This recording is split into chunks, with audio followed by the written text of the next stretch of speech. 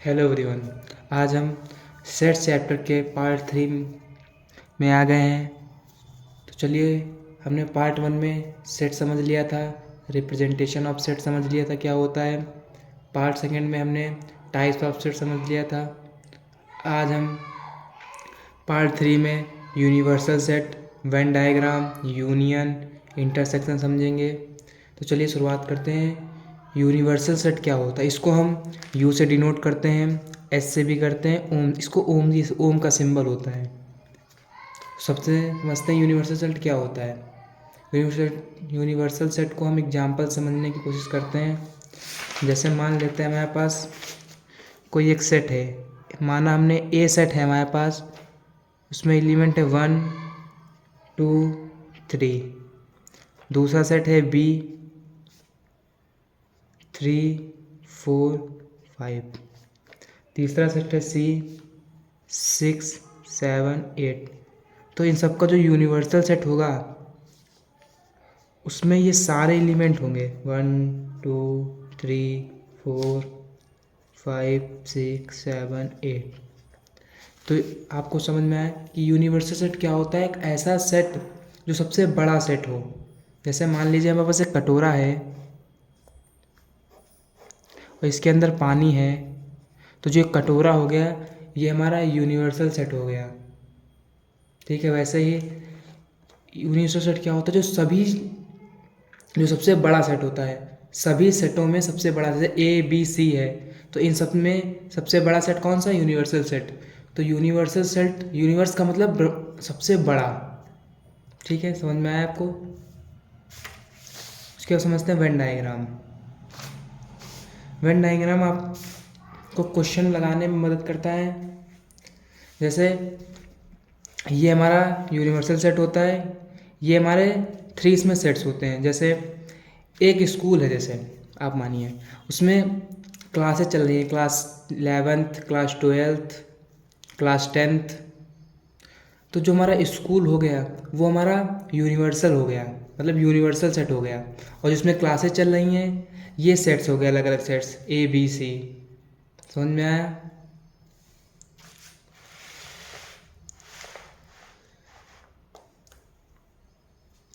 आप समझते हैं यूनियन ऑफ सेट्स क्या होता है? यूनियन ऑफ सेट्स का मतलब होता है कोई, जैसे हमारे पास 2 सेट्स हैं, ठीक है, पहले समझ लेते हैं इसको। इसको ये इस तरह से यू से डिनोट करते हैं, इस तरह से। यू का मतलब यूनियन, ये सिंबल होता है। समझ में आया? जैसे समझते हैं, जैसे मान लेते हैं हमारे पास 2 सेट हैं ए और बी, ठीक है, ए और बी। अब हम अगर कहा जाए कि इसका यूनियन लिखिए, तो ये जो दोनों ए सेट में जो एलिमेंट हैं और बी सेट में जो एलिमेंट है, इन दोनों को एक ही में करके लिख दीजिए। समझ में आया? कोई भी एलिमेंट रिपीट नहीं होना चाहिए। जैसे यहाँ पे 3 3 था, तो यहाँ पे 3 3 2 बार नहीं लिखेंगे, एक ही बार लिखेंगे। समझ में आया आपको? एक और एग्जांपल लेते हैं। जैसे ए हमारे पास कोई सेट है ए बी सी, बी हमारे पास कोई सेट है डी ई एफ। तो जब हम इसका ए यूनियन, इसको यूनियन कहते हैं, यूनियन बी लिखेंगे तो A B C D E F, मतलब इन दोनों के एलिमेंट एक ही में लिख दीजिए, कोई भी एलिमेंट रिपीट नहीं होना चाहिए। ठीक है, वही बताया गया है। इन दोनों को, जो ये शेडेड पोर्शन है, मतलब इन दोनों को एक ही में करके लिख दीजिए आप। समझ में आया? ये कुछ प्रॉपर्टी, मतलब ए यूनियन बी कीजिए या बी यूनियन ए कीजिए, आंसर सेम ही आता है। जैसे ए प्लस बी, जैसे 1 + 2 करो या 2 + 1 करो, आंसर सेम ही आता है। आप अगर ए यूनियन बी फिर यूनियन सी करते हैं, वो इसके इक्वल होगा A union B union C के। समझ में आया? अगर आप ए का यूनियन 5 के साथ करते हैं तो ए ही आता है। अगर ए का यूनियन ए के साथ करेंगे तो ये आएगा। जैसे ये वाला है वापस है, ए का यूनियन ए के साथ ही कीजिए तो यही तो आएंगे। समझ में आया? और यू, अगर यूनिवर्सल सेट का यूनियन हम ए के साथ करेंगे तो यू ही आएगा। जैसे मान लेते हैं हमारे पास, जैसे ये वाला एग्जांपल था, मेरे पास यू था, अब इसका इसके साथ कीजिए, यूनियन, मतलब इन दोनों के एलिमेंट को लिखना है आपको। तो यही वाले सारे आएंगे, समझ में आया। यहाँ पे एक बात याद रखना, अगर कभी और लिखा है कहीं पे भी तो वहाँ पे हम यूनियन करते हैं। और का मतलब यूनियन, और का मतलब यूनियन। अब बात करते हैं इंटरसेक्शन ऑफ सेट। इंटरसेक्शन का मतलब होता है दोनों को कॉमन, जैसे इन दोनों का देखिए, यहाँ पे बस दो सेट थे तो इन दोनों में जो कॉमन होता है वो हमारा इंटरसेक्शन होता है। इसमें आपको एंड होगा, जैसे उसमें यूनियन में क्या था और, अगर कहीं एंड लिखा है तो हम इंटरसेक्शन करेंगे।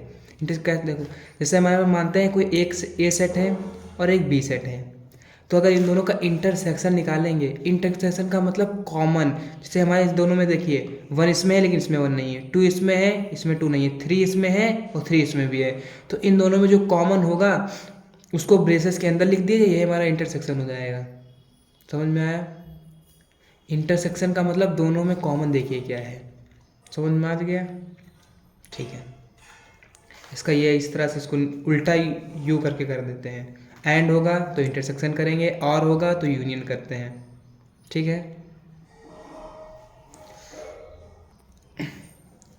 अगर हमारे पास कोई ए सेट है और एक बी सेट है, अगर इन दोनों में कुछ भी कॉमन नहीं है तो हमारा डिसजॉइंट सेट होता है। ए और बी सेट में कोई भी कॉमन एलिमेंट नहीं है तो हमारा डिसजॉइंट सेट होता है। ठीक है, अब अगर आपको ये वीडियो पसंद आ रही है तो आप मेरे चैनल को लाइक करें, सब्सक्राइब करें। अब बात कर लेते हैं डिफरेंस ऑफ सेट्स। डिफरेंस का मतलब सब्ट्रैक्ट, जैसे the set of elements which belongs to A but not B. जैसे ए माइनस बी का मतलब क्या है, वह सेट ए में तो बिलोंग करता है लेकिन बी में बिलोंग नहीं करता। अगर कभी कहा जाए कि इनका डिफरेंस निकालिए, ए माइनस बी का मतलब क्या होता है, ए माइनस ए और बी का इंटरसेक्शन को ए से माइनस कर दीजिए। जैसे हमारे पास दो सेट हैं ए और बी, और ए डिफरेंस इन दोनों का कहा गया है कि ए माइनस बी निकालिए। तो ए माइनस बी निकालने का मतलब ए से ए इंटरसेक्शन बी को सब्ट्रैक्ट कर दीजिए। समझते हैं, जैसे ये हमारे पास फार्मूला होता है। जैसे ए हमारे पास क्या है 1 2 3 4, जैसे ये वाला एग्जाम्पल है इसको समझते हैं।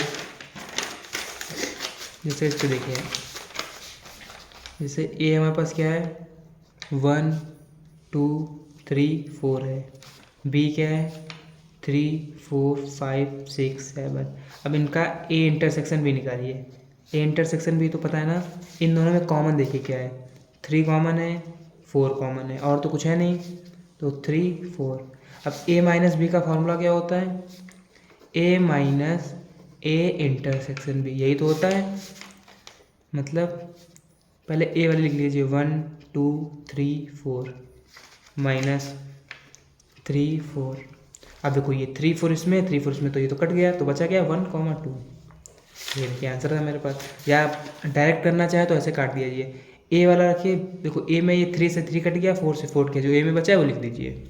ठीक है, यहाँ पे कुछ प्रॉपर्टी है, अगर ए माइनस बी बी माइनस ए के इक्वल नहीं होता है, समझ में आया। जैसे मानते हैं 2 माइनस 1 इक्वल टू 1 होता है, 1 माइनस 2 माइनस 1 होता है, तो ये दोनों इक्वल नहीं होते हैं वैसे ही।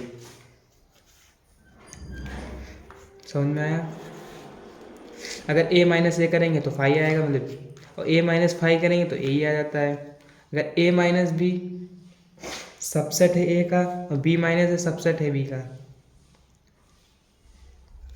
समझ में आया आपको। अब बात करते हैं कॉम्प्लीमेंट ऑफ अ सेट।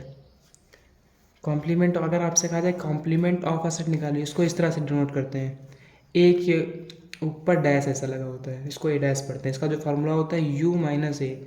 मतलब अगर आपको कभी भी किसी भी सेट का कॉम्प्लीमेंट कहा जाए तो आप उसको यूनिवर्सल सेट सब्ट्रैक्ट कर दीजिए। समझ में आया।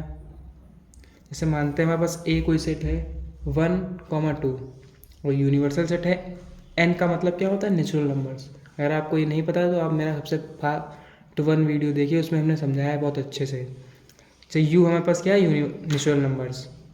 अब यहाँ पे क्या कहा गया है कि इसका ए कॉम्प्लीमेंट निकालिए है, तो ए कॉम्प्लीमेंट का मतलब यू से ए को माइनस करिए, मतलब नेचुरल नंबर कहाँ स्टार्ट होते हैं 1 से स्टार्ट होते हैं, और इसमें से 1 और 2 है, तो 1 2 को छोड़कर बाकी इसमें लिख दीजिए, हमारा कॉम्प्लीमेंट हो गया। समझ में आया आपको? अब यहाँ पे कुछ रूल होते हैं, जैसे ए यूनियन बी का होल डैश, तो यहाँ पे ये यूनियन से इंटरसेक्शन में बदल जाता है, और जो ये डैश होता है इन दोनों पे लग जाता है। यहाँ पे भी यही होता है, अगर ए कॉम्प्लीमेंट का कॉम्प्लीमेंट करते हैं तो ए ही आता है। समझ में आया?